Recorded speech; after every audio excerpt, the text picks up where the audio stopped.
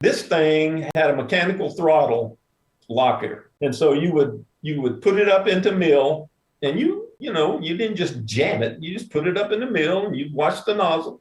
Then you went over a little hump and you saw the nozzle open up. Okay, the afterburner lit, you moved it forward, and then you released a lever that locked it into afterburner. So you could take your hand off of it then. And then you just grab the stick with both hands and just, here you go. So what could it do then? You've said 0 knot to 750, it could do that. But what does that mean? One of the profiles that we would do was we'd bring an F-15 or an F-14 or an F-18 or an F-16. And one of the profile events that I like to do was I'm sitting in an airplane that's, built in the 60s, and he's sitting in a brand new McDonnell Douglas F-15, right out of pilot training or something. And I'd say, okay, let's slow down, join up, get beside me, look at me. I'm not going to bite you and all that kind of stuff. That was another thing, just trying to get him up close to you. It ain't going to blow up. It's just a MiG. Come on, get them up close to you. Sometimes you'd flinch and they'd move out, and that's all right. So, but you get them beside you and you'd say, all right, set 250 knots. And when I say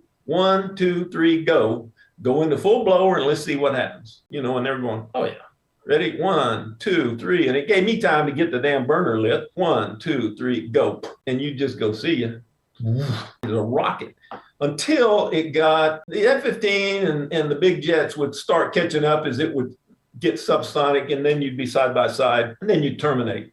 And I'd go, that's what it'll do. When it decides to leave, it's just gonna leave. I mean, it's fast. It was designed as an interceptor, not a fighter. It transitioned, but it was designed to go against B-52s and stuff. It's just a manned rocket. And that's what it was like, just a manned rocket. Then we did another profile where I would say, all right, get yourself 250 knots, and I want you to pull your nose up 70 degrees beside me. And when you get to 150 knots or so, I'll go to 90 knots. Whenever you get to 150 or whatever your min airspeed for wherever you're based is, I want you to just rudder it over and point at the ground. So we point at the ground and accelerate back. And about the time we get to about 200, 210 knots, I'd go, oh, change your mind, pull your nose back up. And they're just trying to, and you just pull it up and stand it on its tail and hold 90 knots and just look at him, and the whole idea when I would talk to him was, this airplane is going to lose airspeed like you can't believe, and then it's going to be a kite.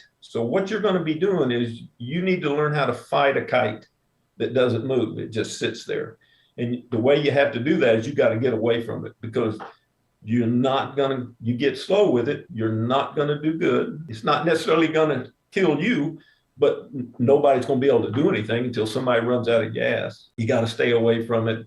You got to use your airplane. The hardest thing to teach guys when they flew against the MiG-21, especially in the F-15 or whatever it was, I have no advantage over you other than I have flown the MiG-21 and you haven't. My advantage is I've also flown your jet. So I know how your jet should fly and what you should do with it. Don't fly your jet like I'm flying my jet. Fly your jet the way you're taught to fly it against my jet.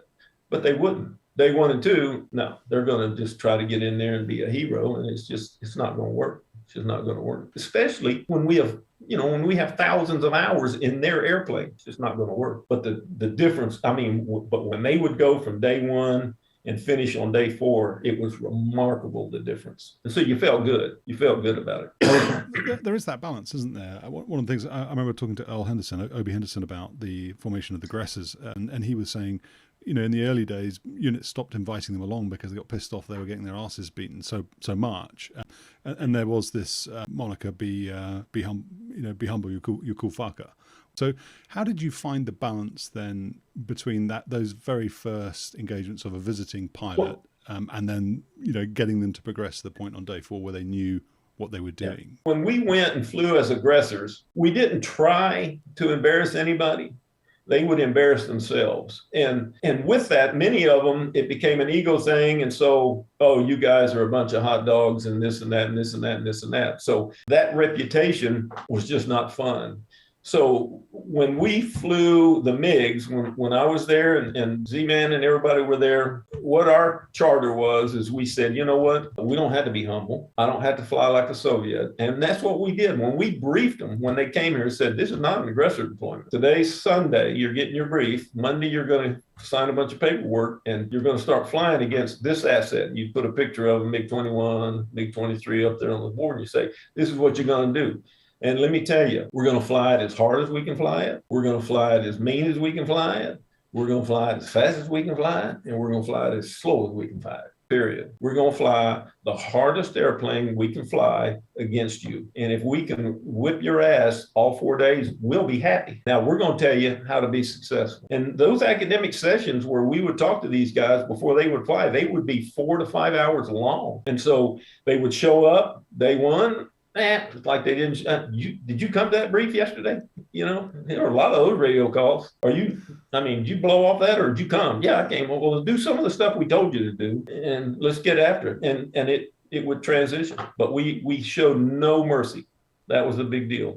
No mercy. I'm going to fly this airplane harder than any of the 60 countries that had them at the time when we had them. There were 60 countries. You know, they built like almost 20,000 of them, and 60 countries had them during that time of the period when we were in the 4477. And we're going to fly them harder than any country that has them. And if you can handle it, what are you worried about? Did you get any adverse reactions from that then? None whatsoever, because I think they were just awestruck that they were flying against a MiG. And they really, really, really wanted to do good. And they could do, and they would. They would. They just would, you know.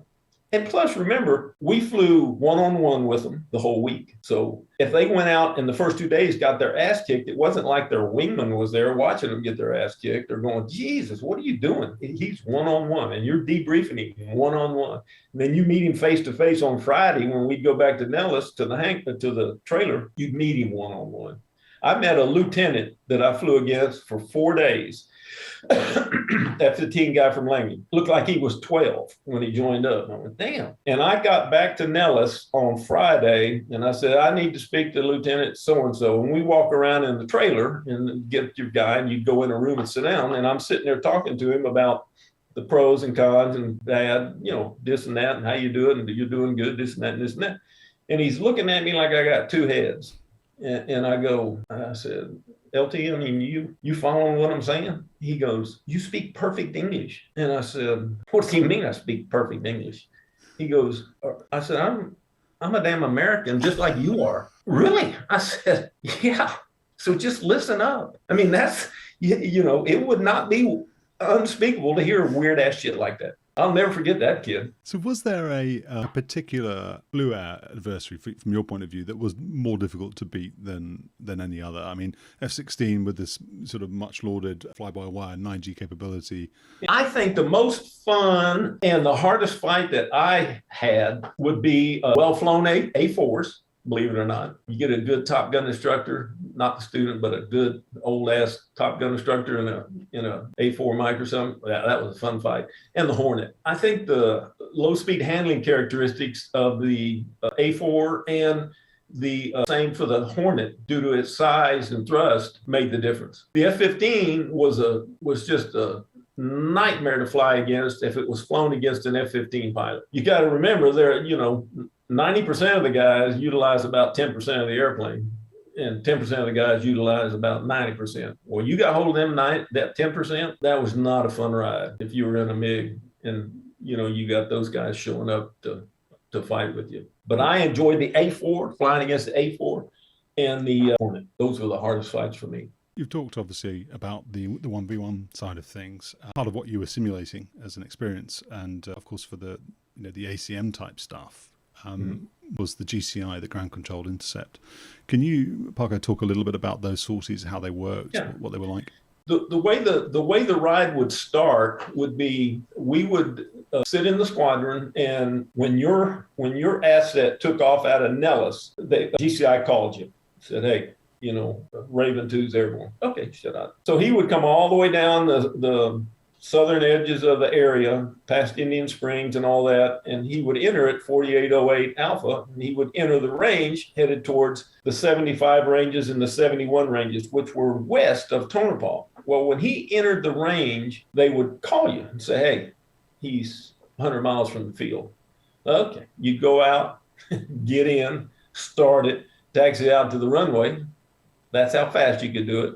And when GCI, Moose or somebody would call you and say, he's 40 miles, you would take off to the north away from him, turn around and start running your intercept. If you enjoyed this clip and want more, you can go to 10percenttrue.com, hit subscribe, you get early ad-free access to all my content. Appreciate your support.